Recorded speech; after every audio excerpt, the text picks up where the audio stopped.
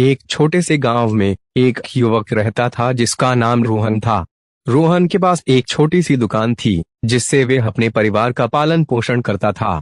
लेकिन रोहन की किस्मत खराब थी। उसकी दुकान कभी भी ठीक से नहीं चलती थी।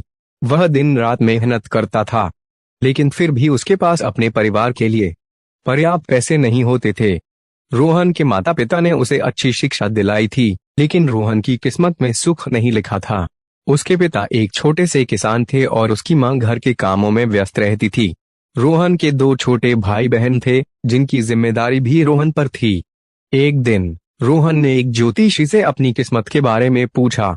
ज्योतिषी ने बताया कि रोहन की कुंडली में शनि की दशा खराब है, जिसके कारण उसकी किस्मत खराब चल रही है। ज्योतिषी ने रोहन को शनि देव की पूजा करने और तिल का तेल चढ़ाने की सलाह दी। रोहन ने ज्योतिषी की सलाह मान ली और शनि देव की पूजा करने लगा। वह नियमित रूप से तिल का तेल चढ़ाता था और शनि देव के मंत्रों का जाप करता था। धीरे धीरे रोहन की किस्मत बदलने लगी। उसकी दुकान चलने लगी और उसके पास अपने परिवार के लिए पर्याप्त पैसे होने लगे।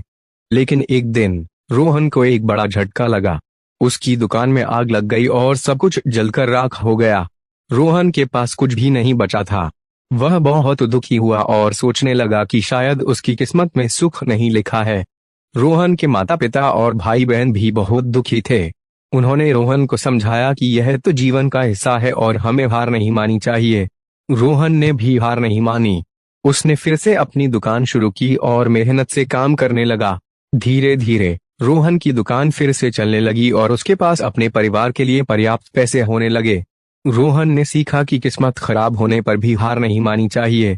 मेहनत और धैर्य से काम करने से किस्मत भी बदल सकती है।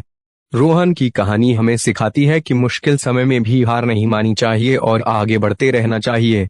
रोहन ने अपनी किस्मत को बदलने के लिए कड़ी मेहनत की और सफल हुआ। आज रोहन की दुकान गांव की सबसे अच्छी दुकानों में से एक है। वह अपने परिवार के साथ खुशी से रहता है और अपनी किस्मत को धन्यवाद देता है कि उसने उसे इतनी मुश्किलें दी, जिन्होंने उसे मजबूत बनाया।